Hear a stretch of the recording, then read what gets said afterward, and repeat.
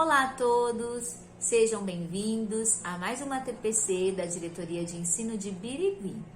Hoje eu estou aqui com a Vânia, eu sou a Valéria, somos PECs de Língua Portuguesa e vamos apresentar um recorte de uma entrevista que fizemos durante uma live com o professor doutor da Unesp de Assis. Eu vou fazer uma leitura da biografia de Antônio Roberto Esteves, nosso entrevistado do dia. Antônio Roberto Esteves possui graduação em Letras pela Unesp, é especialista em Filologia Espanhola, mestrado em Letras pela Unesp, doutorado em Letras pela USP, livre docência em Literatura Comparada pela Unesp. Atualmente é professor aposentado da Unesp, tem experiência na área de letras, com ênfase em literaturas de língua espanhola, literatura comparada e literatura brasileira, tendo atuado nos seguintes temas: romance histórico, literaturas espanholas e hispano-americana, narrativas brasileira e contemporânea, literatura comparada e cultura hispânica. Foi presidente da Associação de Professores de Espanhol do Estado de São Paulo e da Associação Brasileira de Hispanistas. Atua como avaliador de cursos na área de letras do MEC e do Conselho Estadual de Educação. Pertence a várias associações da área de letras. Foi membro da ANPOL, Relações Literárias Interamericanas. Além de pesquisador e crítico literário, também atua como tradutor. Como vocês podem ver, o professor e doutor Antônio Roberto Esteves tem a formação na área da literatura, mas hoje ele veio falar conosco sobre um tema que é comum para todos os professores, independente da disciplina e da área em que atua, que é a leitura. Vamos lá? Espero que vocês gostem. Muita honra, nós iremos entrevistar Antônio Esteves. Unesp de Assis, foi meu professor. Com a participação do Paulo. Prazer e obrigado pelo convite. Da Valéria e da Vânia. É professor atuante na sala de leitura, né? Professor de Educação Física. E a nossa convidada, Aline, professora de Língua Portuguesa. Também estou muito contente de ter sido convidada pela Valéria, né, para participar desse bate-papo aqui com o professor Esteves, junto com a Vânia e com o professor Paulo, da sala de leitura, que é sempre bom reviver, né, alguns momentos. Então, eu estou aqui e o professor falando e eu lembrando da época da faculdade, que já faz um tempinho, né. Nós vamos fazer hoje uma entrevista, né, uma conversa sobre leitura, literatura, com o professor Antônio Roberto Esteves. Pode se apresentar, professor, dar um oi para todos. Bom, eu começo dizendo que para mim é um prazer muito grande estar aqui com vocês. Eu aceitei o convite que a Valéria me fez. Bom, primeiro, porque o papel do professor de literatura é auxiliar e formar outros professores de literatura.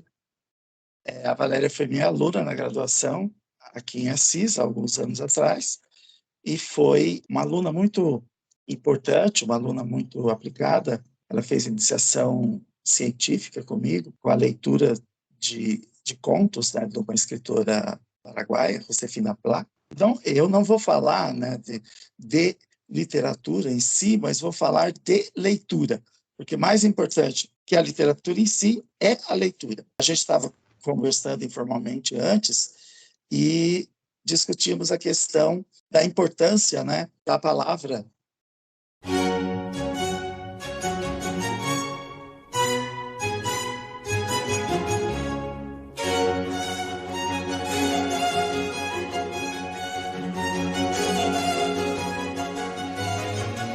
É um prazer tê-lo aqui, né, ouvir sua voz novamente e tê-lo como um modelo leitor, né, para mim e todos que passaram no Unesp de Assis durante esses anos de atuação. Foi um grande prazer, né, conhecê-lo e é uma alegria tê-lo aqui. Primeira pergunta, primeira curiosidade. Qual o primeiro livro ou autor que o impressionou e por quê, Antônio? Bom, o primeiro livro que eu li foi um livro que naquele tempo ele era era considerado literatura infanto-juvenil, os conceitos mudaram por muito tempo. Meu Pé de Laranja Lima, do José Mauro de Vasconcelos.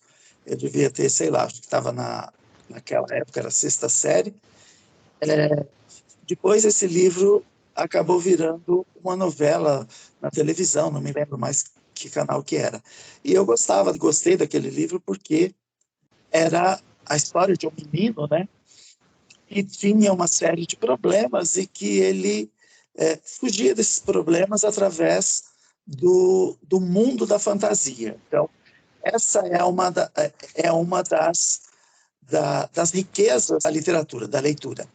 E você, através da leitura, você cria mundos novos, através dos quais você foge da realidade que é hostil.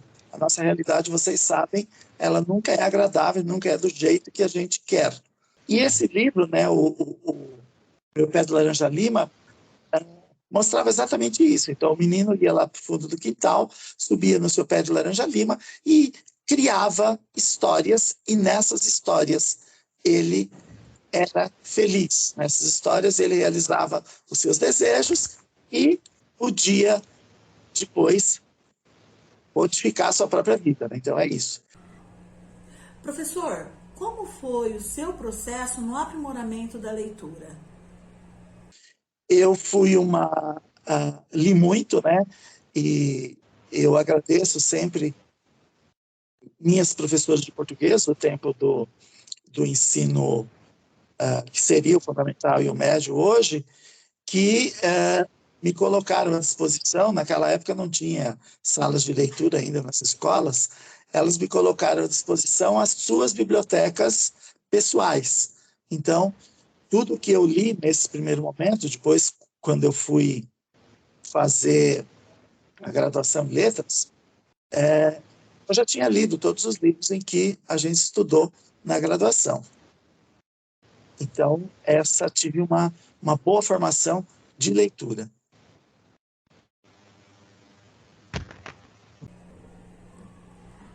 Professor, qual seria então a principal função da leitura? Então, qual é a função da leitura? Isso aí é uma teoria bem consagrada, que tanto está no ensaio do Antônio Cândido, como está no livro do Mário Vargas Llosa, A Verdade das Mentiras, que é o seguinte: é como se a leitura fosse uma espécie de ensaio, e ela vai ensaiando as capacidades das pessoas, da formação das pessoas. Através da leitura, o indivíduo vai criando uma realidade com palavras, e essa realidade ela é usada depois na tentativa de mudança da realidade nossa, né, do mundo, que não é uma realidade agradável. Então, essa talvez seja o básico da literatura. Eu gostaria de perguntar se ele tem algum gênero favorito de leitura dele, e engatilhar a segunda, que eu falei que ia fazer a final, mas já que ele deu início a isso, se ele tem alguma sugestão, ou como seria, tanto dele como da professora Aline, chega na sala de leitura para eu cativar. Porque eu, quando estava no primário, a hora que eu fui numa biblioteca, né, eu assustei, porque eu cheguei lá, a mulher, aquela cara feia, de brava, né, que a gente não podia pegar o livro, que não podia mexer, e tarará, e tarará. Assim como está atrás de vocês, os livros deveriam ficar certinhos, né? Se ele tem alguma sugestão, se a hora que vou dar um exemplo aqui, a Vânia vai na sala de aula com os alunos dela, se ela tem algum conteúdo específico de livro para trabalhar, ou se eu posso deixar o aluno à vontade, escolher o tipo de leitura que ele quer, se deliciar, para ele estar pegando o gosto pela leitura. Que agora a gente tem que estar brigando com o livro e com o celular, né? Que foi a dificuldade, a hora que o senhor falou, na época da pandemia, principalmente nós que estamos na sala de leitura. Porque todos os professores tiveram que se reinventar. E nós, da sala de leitura, tinha que fazer com que o aluno pegasse o gosto da leitura, mas, ao mesmo tempo, eu não poderia estar compartilhando um livro em PDF se ele não fosse do domínio público. entendeu? Então, se o senhor tem alguma sugestão, se eu conseguir me expressar, passa a palavra. Gênero. Um professor de literatura, de língua portuguesa, de qualquer, ele tem que ler todos os gêneros. É claro que a gente tem um gênero que a gente prefere. Eu, por exemplo, apesar da poesia ser mais rica, por que a poesia é mais rica? Antes que vocês digam que eu estou falando besteira, vou esclarecer. A poesia, ela é concentrada. A poesia, ela tem uma capacidade de concentração muito grande. Então, por isso, ela é considerada mais rica, né? Eu gosto mais da prosa, tenho mais facilidade com a prosa. Professor, estamos vivendo esta contemporaneidade onde as redes sociais elas tomaram conta, né, da vida dos nossos estudantes e modificaram então esses aspectos da atividade de leitura com o livro na mão, né, vocabulário mais formal. Neste contexto, então, como podemos ajudar o nosso aluno a compreender a importância da função social da leitura neste âmbito contemporâneo? Bom, aqui são questões muito sérias. A primeira é um lugar comum que se diz que atualmente não se lê mais. Não, estatisticamente, qualquer adolescente de hoje lê muito mais do que nós líamos quando éramos adolescentes, por mais que lêssemos. Então, se lê muito. Agora, não se lê aquilo que talvez a sociedade gostasse que eles lessem. Não se lê o livro em papel. Uma pergunta que se faz, né, que está se discutindo desde quando foi criada a internet, é se o livro vai desaparecer. Não, o livro não vai desaparecer. O livro vai continuar existindo e ele tem que ser visto como a complementação. Agora, nós estamos, né, esses são os tempos atuais, da comunicação rápida. É a história do se prepara que vem textão. Nas mídias, né, nunca se escreveu tanto e nunca se leu tanto como nos últimos tempos. Acontece que, o celular é como o galho da laranjeira do menino lá do pé de laranja lima, que é uma espécie de lugar onde o adolescente, o jovem, ele é dono. Então, é ele que controla. Então, a função do professor hoje, e daí porque ela é muito mais importante do que em outra época, é que o professor tem que incentivar o aluno a ler e incentivar o aluno, o jovem, a selecionar o que vai ler. Aí nós chegamos no ponto que talvez seja a questão mais discutida nos últimos tempos ou nos últimos anos, que é a história das fake news. Como que eu vou dar status de verdade àquilo que eu leio? Há uma proliferação de textos e esses você não pode acreditar naquilo que você lê. Uma das funções da literatura e da leitura é aquilo que eu estava dizendo antes, né?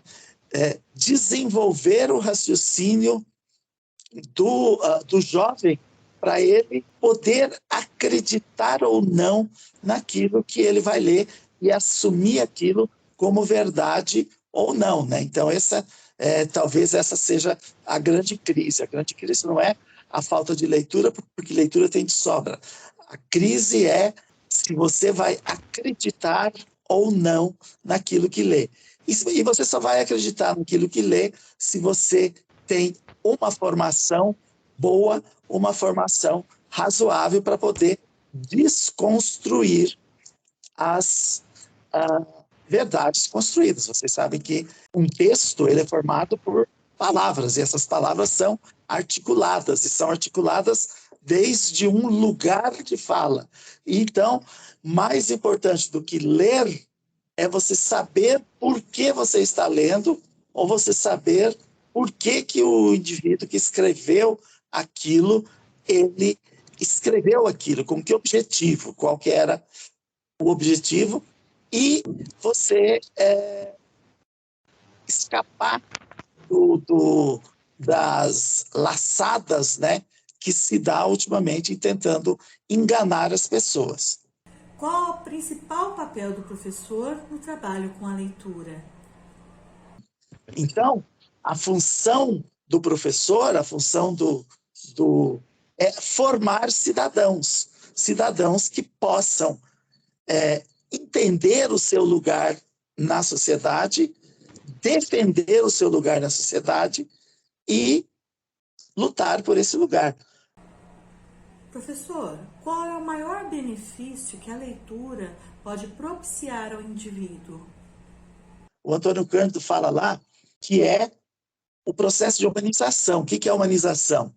Humanização é o que confirma no homem aqueles traços que consideramos essenciais, como o exercício da reflexão, a aquisição do saber, a boa disposição para com o próximo, o afinamento das emoções, a capacidade de penetrar nos problemas da vida, o senso de beleza, a percepção da complexidade do mundo e dos seres e até mesmo o cultivo do humor.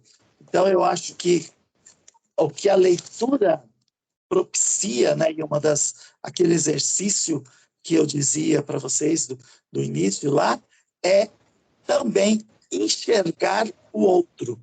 Isso você faz através da leitura, enxergando o personagem ficcional, depois vendo que esse personagem ficcional usar o mesmo exercício mental que você faz para enxergar o personagem ficcional, você faz para enxergar o personagem real. O exercício do amor, o exercício da fraternidade. O que você está lendo agora? Qual a sua leitura atual, assim, por prazer? Eu estou lendo uma série de livros, né? Acho que naquela época eu já estava lendo essa autora. Tem uma autora argentina de que eu gosto muito e que infelizmente não está traduzida ao português, que é a Maria Rosa Lojo. E eu estou lendo o último livro dela, que é um livro bastante interessante, né? Que se chama Assim nos trata la muerte, Assim nos trata a morte, cujos personagens são mortos que estão enterrados no cemitério da Recoleta, em Buenos Aires. É um livro muito interessante. Mas eu estou lendo também, tinha acabado, que é o Torto Arado, do Itamar Vieira Júnior, que é um escritor brilhante, jovem, premiado. Estou relendo o Lima Barreto. O Lima Barreto, que é o grande injustiçado da literatura brasileira. Eu estava lendo um texto aí outro dia que dizia que o escritor mais importante do século XX da literatura brasileira não foi o Mário de Andrade, foi o Lima Barreto. Acontece que o Lima Barreto era pobre e preto. O Mário de Andrade, apesar de ser mulato, ele era representante das elites de São Paulo. Então, esse ano se discutiu muito essas duas questões, né? Porque esse ano é o ano do centenário da Semana de Arte Moderna, do qual o Mário de Andrade acabou sendo o personagem mais importante. Mas esse ano também é o centenário da morte do Lima Barreto. Lima Barreto, que só foi canonizado quase que 50 anos depois da sua morte. Por quê? Por ser preto e por ser pobre. Então, eu estou relendo a obra do Lima Barreto, porque eu acho que ele é muito importante. Então, sugiro até que você pegue lá, Paulo, separe os livros do Lima Barreto, principalmente O Triste Fim de Policarpo Quaresma, Clara dos Anjos, porque vale a pena ler o Lima Barreto, porque ele foi o grande, digamos, introdutor da modernidade na literatura brasileira. E ele tentou colocar se fala muito, né, num país que é mestiço, mais de 50% da população brasileira é pobre e é preta, nós temos que lutar. Quando a gente fala dos objetivos da leitura, deve ser enxergar o outro.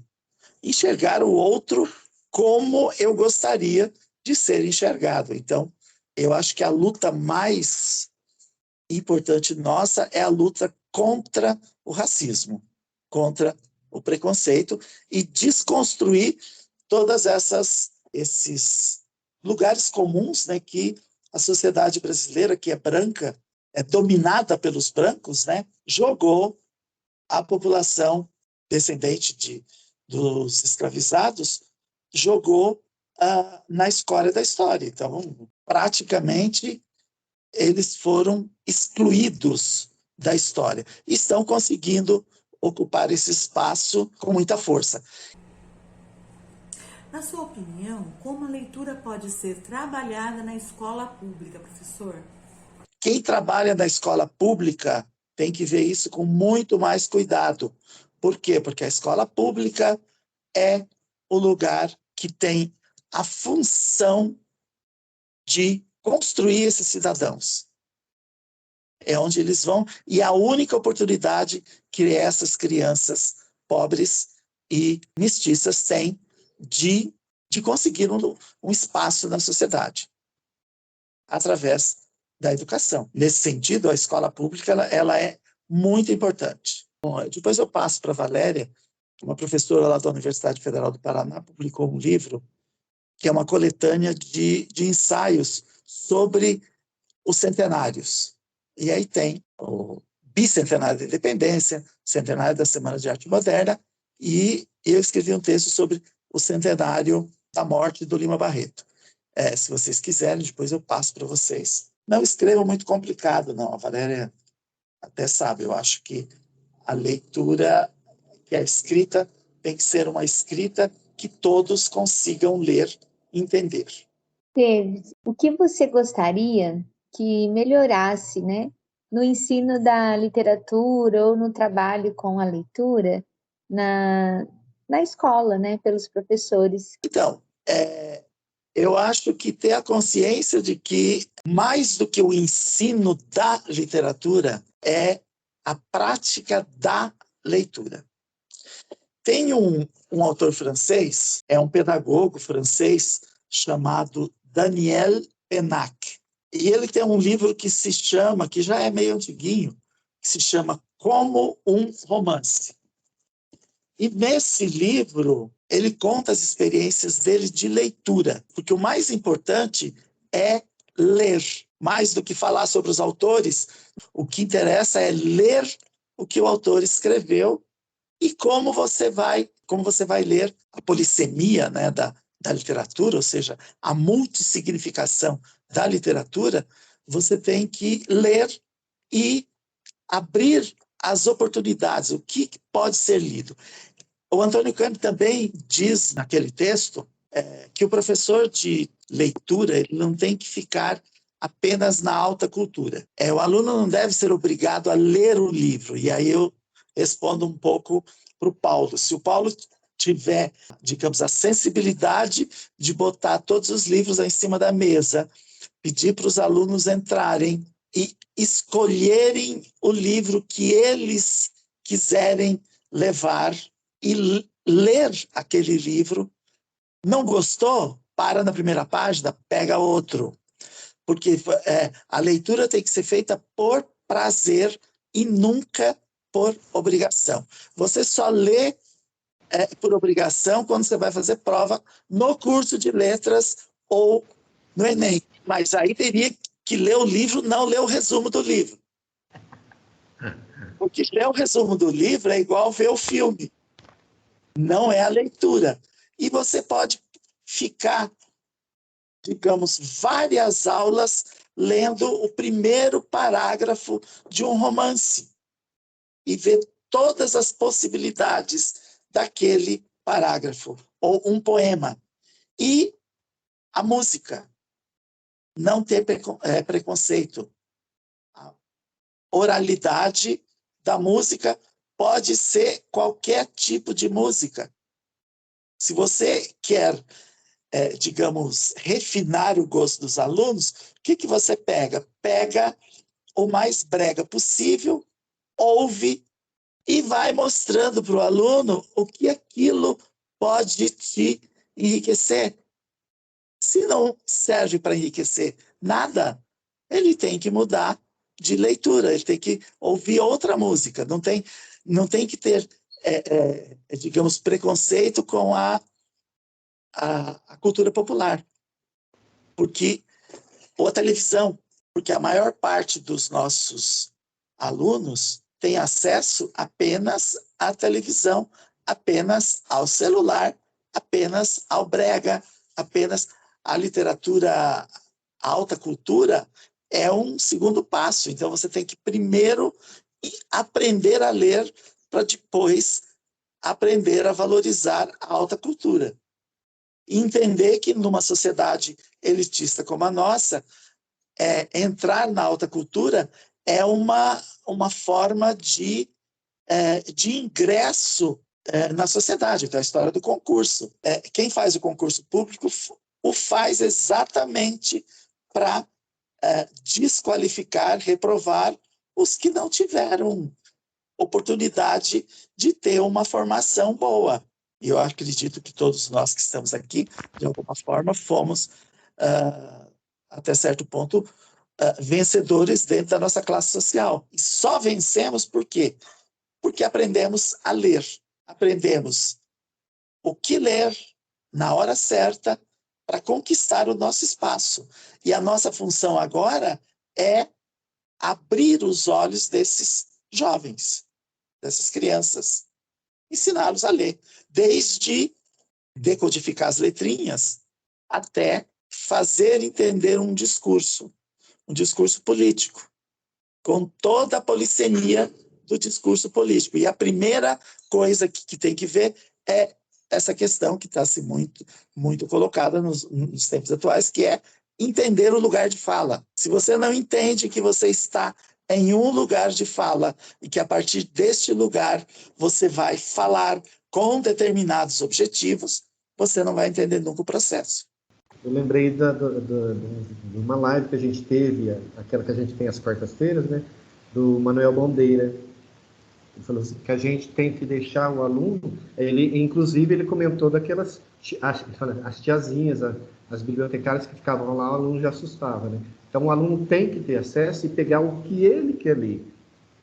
Lê uma página, não gostou, ou você vai ler 2 páginas, 3 páginas, daqui 10 dias você vai lá, retorna o livro. Então, na hora que ele deu essa dica, eu lembrei dessa live que a gente teve com o Manuel Bandeira. E se você tem lá na tua sala de leitura esse livro do Penac, como um romance, ele andou sendo distribuído há uns anos atrás para a rede estadual.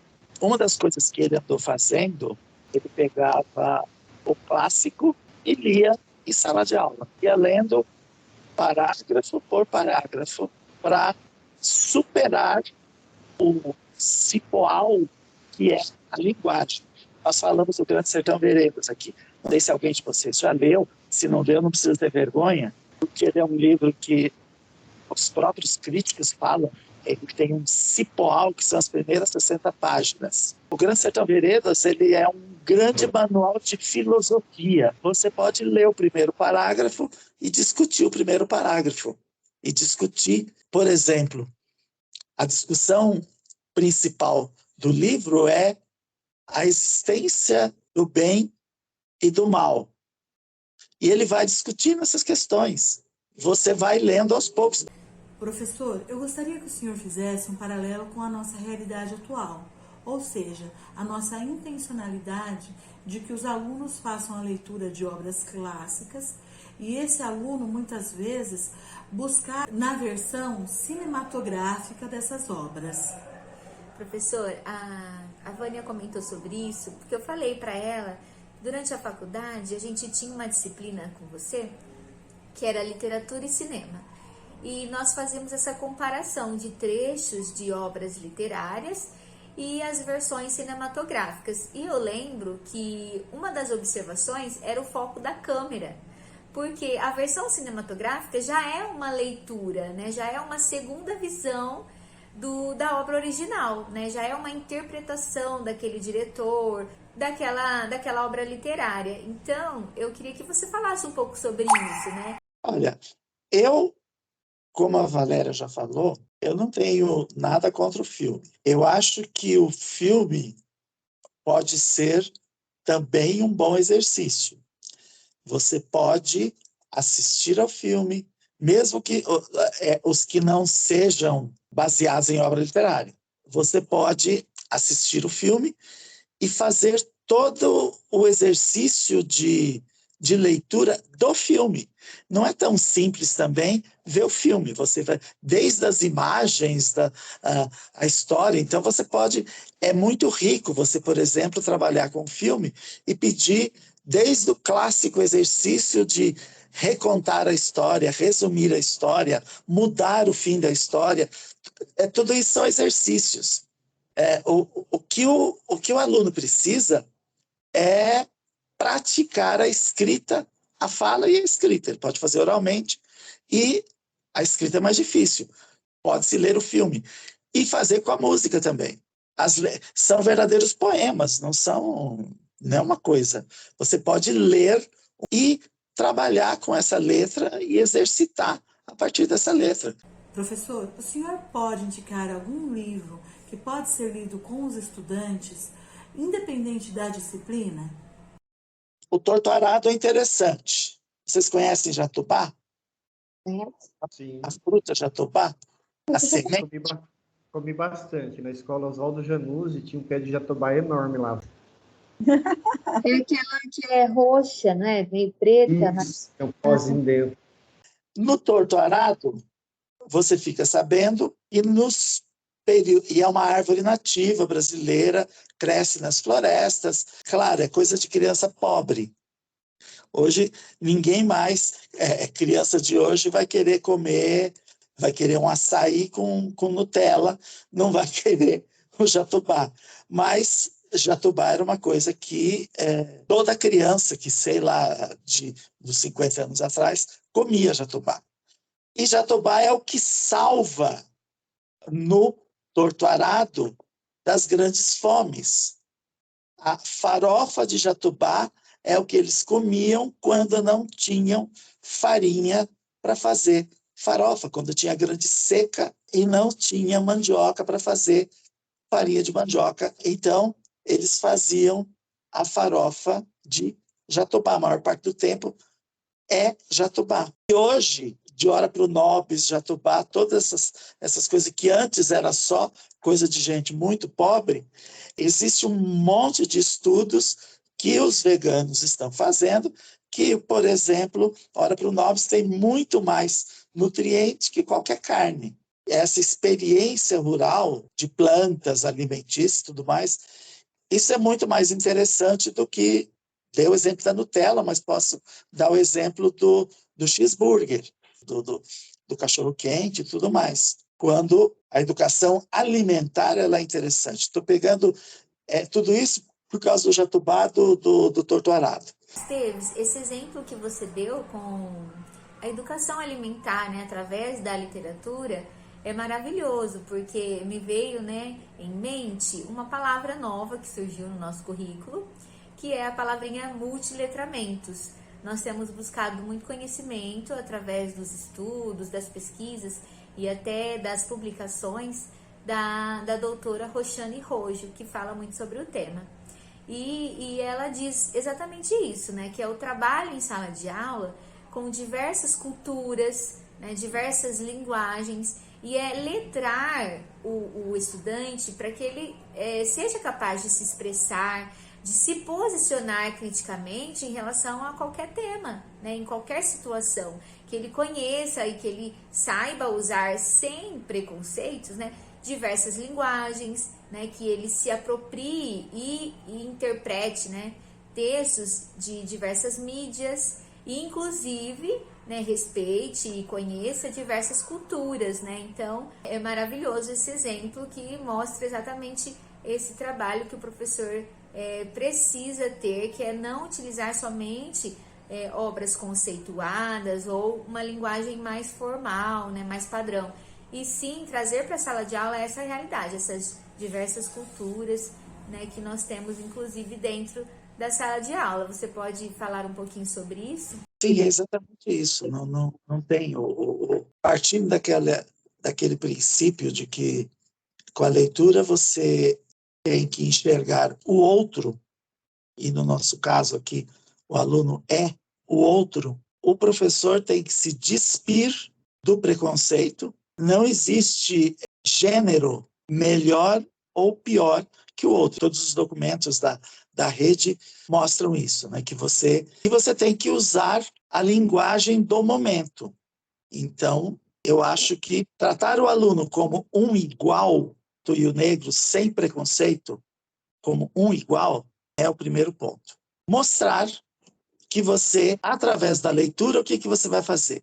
Você vai desconstruir o discurso daqueles que estão querendo te diminuir através da criação de uma norma que você não conhece, e que, se você não conhece, você já é etiquetado de ignorante. E aí você pode construir a tua própria história, é construir a tua história, construir a tua felicidade dos alunos. É isso. Essa é a função do professor e da leitura. É sempre bom, né, ter essas vivências novamente, principalmente para falar de leitura, né, que hoje é algo assim que parece que está distante, né, não só dos nossos alunos, que são mais jovens, mas também de muitos adultos, né, que não têm essa prática, esse bom hábito, né. Grandes problemas da falta de leitura está em que o professor não lê. Então, tudo isso que eu falei que aplica para os alunos, pode aplicar para os professores. O professor não lê, e se ele não lê, ele não vai incentivar o aluno a ler. Ninguém consegue ensinar aquilo que não sabe. O exemplo é igual ao pai, é a mesma coisa, a educação. Se o pai não lê, o filho não vai ler. E nós temos ainda uma coisa nas nossas classes sociais, que é, boa parte dos nossos alunos são filhos de pais já não mais analfabetos, né, mas semi-alfabetizados, que nunca viram um livro, que o primeiro livro que pegaram foi a cartilha. Valéria, quero agradecer o convite de vocês. É um prazer ter ouvido o senhor. Eu nunca tinha ouvido alguém falar da existência de Lourdes. Sou conhecida de Lourdes dos relatos de infância da minha mãe. Beijo, tchau, tchau. Até uma próxima. O mais satisfatório mesmo para o professor é ver o resultado. É ver o aluno produzir um texto em que ele usou a experiência que ele teve na leitura. Isso que seria o mais satisfatório. Como eu já disse, eu fiquei muito feliz de ter recebido o convite, né, para participar desse bate-papo que a Valéria me convidou. Fiquei muito feliz em rever, né, o professor Esteves, e junto com a Vânia e também o Paulo Sérgio, poder contribuir aí com uma reflexão sobre a importância da função social da leitura, né? Foi um prazer imenso poder conversar, conhecer o senhor, poder conversar com o senhor e ter a oportunidade de ter esse bate-papo. Agradeço muito a participação do senhor e o aceite ao convite. Obrigada, Esteves. Obrigada. Agradeço o convite. E Valéria, você disse que você pode editar? Tire tudo que não seja. Eu paro o coletivo.